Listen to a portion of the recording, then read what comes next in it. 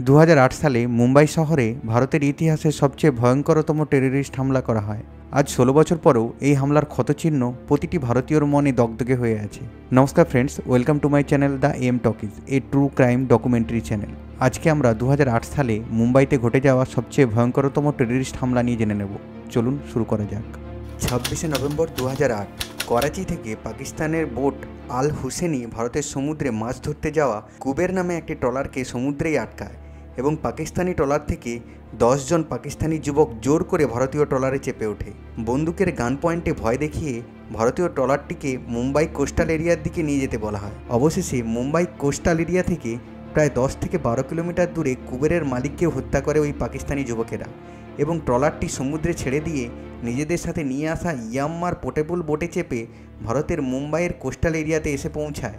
অন্ধকারে এই যুবকেরা আমচি মুম্বাইয়ের সাধারণ মানুষদের সাথে মিশে যায়। এই 10 জন যুবক পাকিস্তানি টেররিস্ট অর্গানাইজেশন লস্কর-ই তৈবার সদস্য ছিল।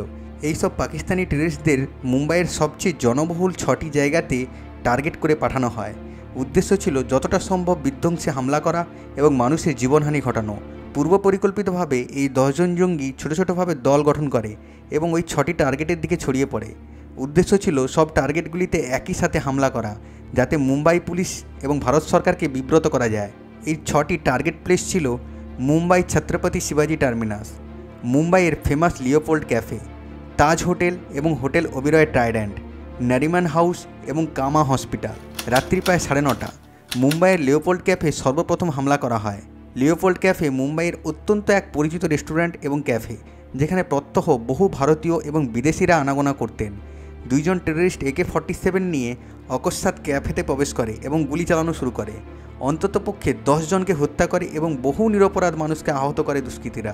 ঠিক এই সময়ে মুম্বাইয়ের সবচেয়ে বিজি রেলওয়ে স্টেশন ছত্রপতি শিবাজি টার্মিনাসেও 2 জন টেররিস্ট আজমাল আলী কাসাব এবং ইসমাইল খান AK-47 দিয়ে গুলি চালানো শুরু করে। প্রায় 45 মিনিট ধরে গুলিবর্ষণে প্রায় 60 জন মানুষ স্টেশনেই মৃত্যুমুখে ঢলে পড়ে এবং অসংখ্য সাধারণ মানুষ আহত হয়ে পড়ে এবং কিছু রেলওয়ে পুলিশকেও হত্যা করা হয়। রাত্রি 10:45 এই 2 জন টেররিস্ট রেলওয়ে স্টেশন থেকে বেরিয়ে পাশে কামা হসপিটালের দিকে এগিয়ে যায় নিরীহ হসপিটালে ভর্তি পেশেন্টদের হত্যা করার জন্য। কিন্তু হসপিটাল কর্তৃপক্ষ থেকে হসপিটালের মেন গেট বন্ধ করে দেওয়ার জন্য দুষ্কৃতীরা পেশেন্ট ওয়ার্ডের ভেতরে প্রবেশ করতে সক্ষম হয় না। ইতিমধ্যে মুম্বাই অ্যান্টি টেররিস্ট স্কোয়াডের পুলিশ চিফ হেমন্ত কারকারে এবং ওনার টিম হসপিটালে পৌঁছে যায় এবং টেররিস্টদের সামনে মুখোমুখি যুদ্ধে নেমে পড়েন। কোনো রকম ফোর্স ব্যাকআপ বা আধুনিক অস্ত্র না থাকলেও বীর বিক্রমে টেররিস্টদের যোগ্য জবাব দিতে থাকেন। কিন্তু দুর্ভাগ্যক্রমে কারকারে স্যার এবং ওনার 3 জন টিম মেম্বার শহীদ হয়ে পড়েন। এই 2 জন টেররিস্ট পুলিশের গাড়ি নিয়ে পালিয়ে যাওয়ার চেষ্টাও করে, কিন্তু পথে মুম্বাই পুলিশ রোড ব্লক করে এবং কাউন্টার অ্যাটাকে টেররিস্ট ইসমাইল খান মারা যায় এবং কাসাব পুলিশের হাতে ধরা পড়ে। কনস্টেবল তুকারাম ওমলে কাসাবের AK-47 সামনে দাঁড়িয়ে অসংখ্য বুলেটে নিজের শরীর ঝাঁঝরা করতে দেন, কিন্তু মৃত্যুর আগে অবধি খালি হাতে লড়াই করে কাসাবের হাত থেকে বন্দুকটিও কাড়িয়ে নেন। এভাবে বীর বিক্রমে লড়াই করে তুকারাম ওমলে স্যার শহীদ হন। রাত্রি প্রায় 9:30 এই সময় যখন তাজ হোটেলে ভারতের এবং বিদেশের বিভিন্ন নামিগুণী ব্যক্তিরা ডিনার করছিলেন, তখন 4 জন টেররিস্ট তাজ হোটেলে হামলা শুরু করে। হোটেলের লবিতে বসে থাকা অসংখ্য মানুষের মৃতদেহ ছড়িয়ে পড়ে, কিন্তু তাজ হোটেলের বিভিন্ন কর্মচারীরা অতি সাহসিকতার সাথে নিজের জীবনের ঝুঁকি নিয়েও বহু সাধারণ মানুষের জীবন বাঁচায়। ভারতের বিলিয়নিয়ার বিজনেসম্যান গৌতম আদানি সহ অসংখ্য দেশি বিদেশি মানুষেরা তাজ হোটেলের বেসমেন্টে লুকিয়ে জীবন বাঁচায়। বাকি টেররিস্টরা ওবেরয় ট্রাইডেন্ট এবং নারিমান হাউসেও হামলা করা শুরু করে। মুম্বাই পুলিশ প্রাথমিকভাবে পরিস্থিতি সামাল দিলেও পরে rapid action force, marine commandos marks এবং ন্যাশনাল সিকিউরিটি গার্ড NSG ঘটনাস্থলে পৌঁছে অপারেশন শুরু করে। গ্রেনেডের বিস্ফোরণ এবং বারুদের কটু গন্ধে হোটেল পরিসর কলুষিত হতে থাকে। 28শে নভেম্বর দুপুরের পর নারিমান হাউস এবং ওবেরয় ট্রাইডেন্টকে টেররিস্ট মুক্ত বলে ঘোষণা করা হয়।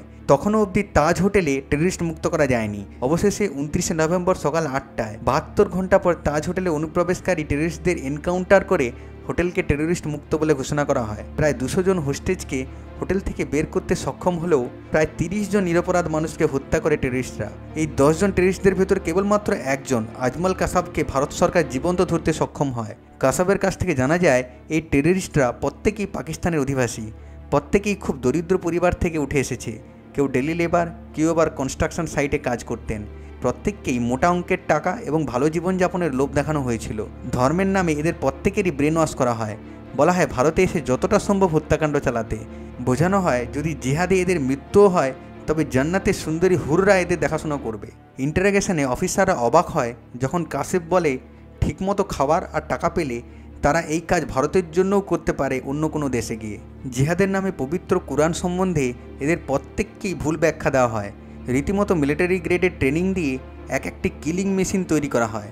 এরা প্রত্যেকেই জানতো যে ওরা একটি সিঙ্গেল ওয়ে জার্নি করছে, ফিরে আসা প্রায় অসম্ভব। তাই যতটা সম্ভব ক্ষতি এবং প্রাণহানি করা সম্ভব এদের তাই নির্দেশ দেওয়া হয়েছিল। বন্দুক, ম্যাগাজিন, গ্রেনেডের সাথে প্রচুর ড্রাই ফ্রুটও দেওয়া হয়েছিল এদের প্রত্যেককে। পাকিস্তান প্রথমে এই টেররিস্টদের সাথে পাকিস্তানের সম্পর্ক সম্পূর্ণভাবে অস্বীকার করলেও পরে ভারত এবং আন্তর্জাতিক চাপে মানতে বাধ্য হয়েছিল। চাপে পড়ে Pakistani anti terrorist group Lashkar e তৈয়বার অপারেশন কমান্ডার জাকিউর রহমান লখভিকে ধরতে বাধ্য হয়। লখভি মুম্বাই অ্যাটাকের মাস্টারমাইন্ড হিসেবেও কাজ করেছিলেন। অবশেষে 2012 সালের 21শে নভেম্বর সকাল 7:30-এ কাসাবের ফাঁসি দেওয়া হয়। ধর্ম যেমন মানুষকে জীবনের সঠিক পথ দেখায়, তেমনই এই ধর্মের ভুল ব্যাখ্যা এক সাধারণ মানুষকে অতি সহজেই সন্ত্রাসবাদীতে পরিণত করতে পারে। যারা ওপারে বসে জেহাদের নামে লোভ দেখিয়ে কিছু সাধারণ মানুষের হাতে হাতিয়ার তুলে দিয়ে বলছে ভারত বা পৃথিবীর যে কোনো দেশে গিয়ে সন্ত্রাসবাদী হামলা করতে তাদের উপযুক্ত শাস্তি হওয়া প্রয়োজন। কারণ আমি মনে করি পৃথিবীর কোনো ধর্মই মানুষকে হত্যা করার অনুমতি দেয় না। আজকের মতো এখানেই শেষ। দেখা হচ্ছে কোনো পরবর্তী ঘটনাতে। যদি ঘটনাটি ভালো লেগে থাকে তাই লাইক করুন, শেয়ার করুন এবং চ্যানেলটি সাবস্ক্রাইব করে নিন। নমস্কার।